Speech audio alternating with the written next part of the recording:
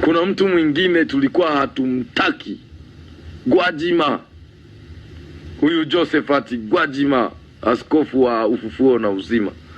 Huyu alikuwa ni adui yetu mbaya. Na hata mimi amewahi kuniponza, akaninyang'anya misukule 8 pale Morogoro, ambao nilikuwa nimewanunua kwa gharama kubwa sana. Na yule Gwajima mpaka mimi naokoka tulikuwa tumemshindwa. Tulikuwa tumemkosa kabisa. Tumetumia mbinu 11 mpaka za kumuwinda na sumu.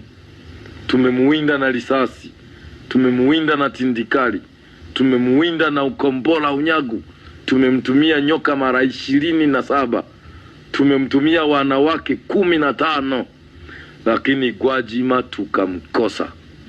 Tukaanza kumkamata kwenye udhaifu wake wa kiimani, kwamba aropoke blocken za kisiasa kwenye kanisa ili tufanyaje?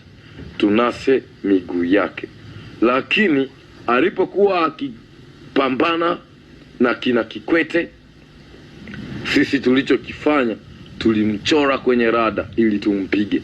Kuna siku kidogo aanguke madhabahuni akiwa na kiongozi wake aliyekuwa dereva wa ndege yake, yule anaitwa Biagaze.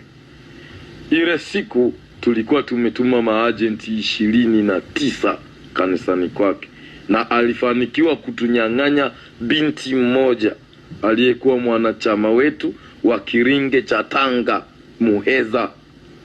Na baada ya kutunyang'anya tukamseti rada ili tumuue kanisani. Kilichomsaidia Gwajima na kinachomsaidia Gwajima mpaka leo ni kanisa analochunga. Yaani yale maombi yanayoomba Gwajima, mimi sisiti kusema ukweli kwa sababu ni kazi nilizokuwa nikifanya. Yale maombi wanasema rudisha, njoo, piga, wapigwe. Yale maombi unakuta sasa mmoja anaenda huku, mwingine anaenda huku, mwingine anaenda huku, mwingine anaenda huku, afu yeye Gwajima yuko kati, mara akimbie huku. Ukimseti kwenye rada unamuona Gwajima huyu hapa. Ukianza kusuka risasi ambapo ungepiga, kuna vitu 5 vinatokea. Kitu cha kwanza, unaona ni mtoto wa kondoo yuko katikati ya damu. Sasa ukishaona ni mtoto wa kondoo yuko katikati ya damu, hupigi. Unakuwa ujitakie usalama kwanza wewe. Andaa madamu huko, chinja mbuzi, weka damu pembeni ili jini aje litakapokurudia lile kombora ujikinge, usife wewe. Kwa hiyo inabidi ustop. Sasa ukistop, ukimwangalia tena umeshajiandaa, unakuta ni mkuki wa moto unaokuja kukuangamiza wewe. Inabidi uswali kushindana na ukajifiche chooni huku duniani. Vyoo huwa ni milango ya kwanza ya kuzimu iliyo karibu na binadamu, na kila choo ina majini 5 mpaka 7. Kwa hiyo unapoingia kichwa mle chooni, unajichaji kwa kula yale mavi. Kile kinyesi kile ni chakula cha wachawi waliokuwa kwenye renki kama ya kwangu. Kwa hiyo Gwajima tukawa tukimwangalia akiwa mkuki vile, tunakimbia kujificha huko. Wakati mwingine sasa unaenda kumwangalia mara ya 3, unashangaa unamuona, ukipiga anadondoka, unafikiri ni yeye, unaenda kukuta sio yeye, ni mtoto wake. Yaani ni katoto ambako ni katoto kamuumini wa mle kanisani. Sasa ukishaona amepigwa yuyo, huwezi kukubali afe. Maana akifa adhabu yake utalazimika wewe uue mwanao au ndugu yako wa damu akalipie ile kafara. Kwa hiyo inabidi ile kombola ufanye iwezekanavyo uliondoe. Ndio pale Gwajima kawa anapata CV, akimwombea anakuta tumeshaondoa kombola, mtu aliyekufa anafufuka. Kwa hiyo tukaona anaendelea kupanda chati sana Gwajima kuliko sisi. Ndio tukamuwinda sana. Ndio mpaka tunampiga tindikali. Lengo ni yafe kwa sababu alikuwa mharibifu sana wa kuzimu. Kuna siku moja akamtukana askofu wa kanisa Katoliki Pengo. Lile tusi ndio ikasukwa hati ya mashtaka kumnasa Gwajima. lakini ile hati ya mashtaka kilichomsaidia tena ni kanisa. Na kitu kingine kinachomlinda Gwajima mpaka leo ni mtu anayesema sana siri za kuzimu. Na siri ya kuzimu na kanuni yake ni kwamba unapokuwa unafichua siri ya kuzimu sana, unakuwa unatengeneza mambo mawili. Kama una nguvu inayokusaidia ya upande wa pili tofauti na kuzimu, lazima hiyo siku ufe. Yani kama hivi ninavyoongea hivi na wewe, ningekuwa sina Yesu, sijaokoka, yani saa hizi unaondoka tu na mimi nimekufa. Lakini hapa siogopi kwa sababu tayari Yesu alishanifunika. Siogopi chochote. Nina miaka mingi kwenye wokovu kidogo, ndio maana nilishahubiri sehemu nyingi, na hata sasa na sifa ya kusema Bwana ndiye anisaidiaye. Kwa hiyo Gwajima tulimshindwa kwa sababu alikuwa anatufichua sana, analiambia kanisa na dunia yote siri zetu. Kwa kila mianya tunayotaka kwenda kutumia kumnasa, tunakuta amekamatwa mchawi mmoja wetu, anatufichua kule, tunafeli. Mpaka mimi naokoka, Gwajima tulikuwa tumemshindwa. Tulichofaulu tu ni kitu kimoja, kumchafua sifa kwa kumbambikiza tuhuma mbalimbali. Na ile ilikuwa ni ili tumzofishe nguvu, aache kuendelea kuipiga kuzimu. Hicho ndicho tulichofanikiwa, kumchafua tu. Tuliwatuma sana Majozi Whitecraft kumshambulia Gwajima. Ukimuuliza Gwajima, kuna vitu vitatu: kuna tindikali, kuna sumu aliyopewa akiwa kwenye vikao vya kichungaji vya kiaskofu, ambayo ile sumu siwezi nikaelezea mambo mengi sana kwa sababu ni media, ila kama tungekuwa naye ningemwambia kuna hiki na hiki na hiki. Yamkini hajawaambia watu, ila mimi naelewa maana tulifanya sisi. Wale ndo tulikuwa tunawatumia kuharibu kanisa lake, na mpaka leo hii tuhuma zinazoendelea, wanamtuhumu kwamba huyu ni mchawi, huyu ni tapeli, huyu ni nini. Hata kama amehusika, ametengenezewa mchoro kutokana na hawa Majozi Whitecraft, kutokana na ile kazi anayoifanya ilikuwa ni ngumu sana. Na mimi ndio maana mimi kwa akili yangu niliwahi kushauri na kuwaza, sema tu Mungu wakati ulikuwa bado, niliwahi kushauri kwamba Gwajima angeachana na siasa, ila akabaki kusimamia msimamo wa Injili, kwa sababu Mungu alimpa kibali kikubwa sana cha kusikilizwa mpaka serikalini. Kwa nini nishauri hivyo? Siasa inapunguza nguvu na utukufu, na ni rahisi kuvamiwa na hizi monster spirits pamoja na hawa Majozi White. Hawa hawawezi kumuua, ila watachelewesha huduma yake, wataishambulia sana huduma yake na kuharibu imani ya wengi ndani yao, kuharibu imani ya wengi ndani ya Gwajima. Lakini kwa sababu Bwana yamkini ndiye amemtuma, siwezi nika comment hapo, kwa sababu kila mtu ana jinsi alivyo itwa. Ila nashauri, kutokana na hivi vitengo vimeattack sana huduma ya Gwajima, na sababu ya kuattack sana nilieleza sana kwenye vipindi vilivyopita, alikuwa ni mharifu anayeiharibu kuzimu sana sana. Ni sawa na akina Mwakasege, akina Moses Kulola, akina nani hawa wengine wengi, au kina nani, kina Florian Katunzi. Sijajua mengine maisha yao kwa sasa hivi, lakini enzi zile tuko wajumbe wa Ibilisi, hawa walikuwa watesi wakubwa sana wa ulimwengu wa giza. Nasikitika, sijui kama sasa hivi wakoje, anajua Mungu, lakini wakisimama na ule msimamo, kwa kweli Mungu atatenda mambo makubwa, na ni wengi sana, ni wengi. Vile ndivyo tulivyokuwa tunamtafuta Gwajima. Huyo Gwajima sio mwabudu shetani, ingawa ukimuuliza Gwajima atakueleza uko kwao lazima kwa zamani watakuwa walikuwepo machifu kwenye chimbuko lake. Maana yake Gwajima hawezi kuwa giant hivyo. kuna watu walikuwaga machifu. Kwa hiyo Mungu alipomuokoa yule jamaa akamuongezea kitu cha ziada cha kuupiga ule uchifu, akawa konki kwa upande wa Mungu. Na ndio maana tulikuwa tunamshindwa, maana yake ile mizimu ilisha nguvu, haiwezi kumfanya chochote. Maana yake tukitaka kukunasa tulikuwa tunatumia mizimu yako. Kwa kama ni ya kichifu lazima muombe ule uchifu. Sasa mkikuta ameshahama kapu kaokoka, ule uchifu hauna nguvu. Kwa ile ACD ya kichifu imehama, inainuka ya kimungu.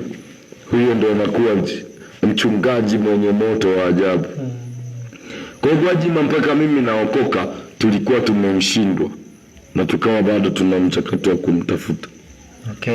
Yeah. Sawa, tutamtafuta na sisi siku moja tuzungumze naye. Tuongea na director wangu hapo ili tufanye mpango tuje tuzungumze naye siku moja.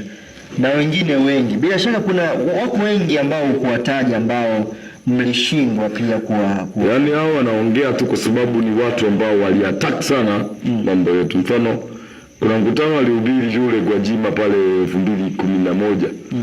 Akapita Morogoro pale. Wakati huo mimi nikiwa na kilinge changu tena cha Tanzania yote. Tukiwa milima ya Uruguru pale, kuna mlango wa kuzimu na madhabahu ambayo inakuwa inaletea watu pesa na nini pale, ndio tulikuwa tunafanyia Mnenge Alutali. Kwa hiyo wakati tuko pale tuna misukule mingi tunaenda kuuza soko la Afrika Mashariki. Nakwambia Gwajima akafika akatunyang'anya misukule.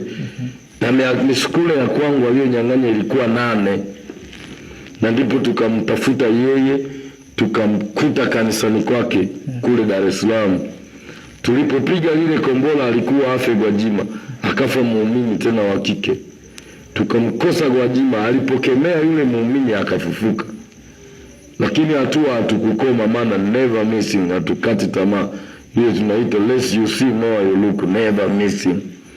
Manake hauruhusiwi kukati tamaa, ila hakuna kurudi nyuma, ni kusonga mbele. Tuliendelea kumtafuta mpaka tukatengeneza maandakava wa kwenda kumchafua, lakini tulifeli. Kuna watu wengi sana ambao tuliwawinda tukawashindwa, ila mmoja wao ni Gwajima. Yaani kuna mtu sasa ambaye yeye ana ACD ya usaidizi. Napenda sana kumtaja Bishop Gwajima. Kwa sababu eneo hilo yule pale alikuwa powerful sana wakati ule. Na sasa hivi naishi atakuwa bado powerful, maana sijasikia skendo yoyote. Ila namtukuza Mungu sana, huwa nikimuona Gwajima najisikia vizuri. Yule baba Mungu amuongeze miaka, aendelee kuwa mtumishi wa Mungu na atunze utakatifu. Lakini mtu kama yule pale yeye hakuwa na ACD binafsi sana.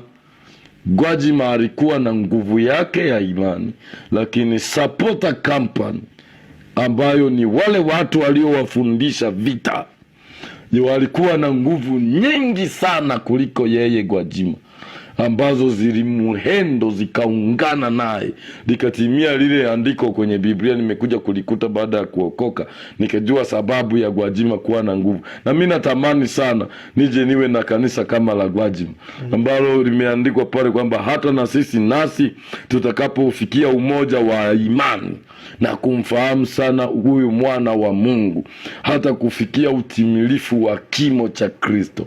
Kwa hiyo kama kanisa mkiwa na umoja, mkaomba pamoja, mkawa na nia moja na upendo mmoja, mkashambulia shetani pamoja, yani itakuwa ni kama nyororo. Akipigwa mmoja wamepigwa wote, akikamatwa mmoja wamekamatwa wote, akichukuliwa mmoja wanarudisha wote. Kwa hiyo hafi mtu, achukuliwi mtu. Na ndio power alionayo Gwajima mpaka leo. Na Mungu amuongeze asije akachenga sana kwenye nguvu ya kanisa lake. Na Mungu amuongeze sana mafunuo hayo. Kwa hiyo natamani namuonea wivu. Namuonea wivu yule baba. Wapo wengine wengi sana ambao siwezi kukutaja wote, ila kuna watu kama hao. Nimetaja Moses, manake nyuma ya Moses kuna kina Mwakasege hao. Tumewaferi sana. akina nani akina Moses Magembe, tumeferi sana kwa wingi. Mtu mmoja akaniuliza, kwa maana hiyo unavyosema kwamba mliwashindwa, je, ndio kipimo cha moja kwa moja kusema kwamba hawa sasa ndio wachungaji sahihi, kwamba wao sasa wamepata tiketi sasa, kwamba hawa ni sahihi, wana shida ama hapana? Hiyo sio tiketi. Nataka nikukumbushe, huwa naeleza sana kauli mbiu ya kuzimu. Hii huwa wengi hawaisemi, wanaogopa kuisema wasije wakavamiwa. Nakumbuka tulikuwa na mwanachama mmoja aliokoka, naye alikuwa Freemason kule Morogoro, akawa anaogopa kuisema hii siri, kwa kuwa alivyoisema tu tulivamiwa wote, ikawa ni patashika, ila tukamshukuru Mungu alitusaidia. Lakini mimi huwa naisema, siogopi, maana nimeshajisacrifice, lolote liwalo na liwe. Kuzimu ina kauli mbiu ya hivi, hakuna kukata tamaa.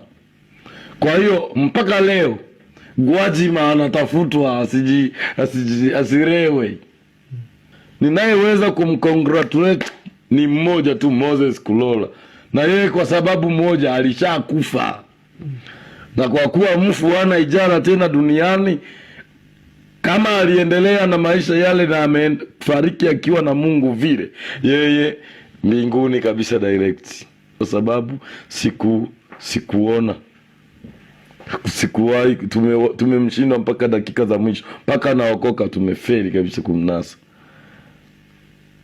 Kwa hiyo watu kama hawa sio kwamba ni sahihi, sio kwamba Gwajima ndio sahihi kuliko wachungaji wote, hapana.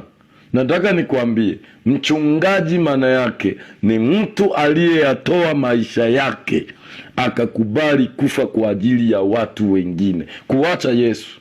Yesu ni mchungaji mkuu, lakini mchungaji wa kanisa na yeye amesacrifice. Na ndio maana fuatilieni mpaka leo, ulizeni watu, hakuna kitu ambacho watu wanaogopa, hakuna kazi watu wanaikataa kama uchungaji. Kibinadamu sio kazi ya kukimbilia uchungaji.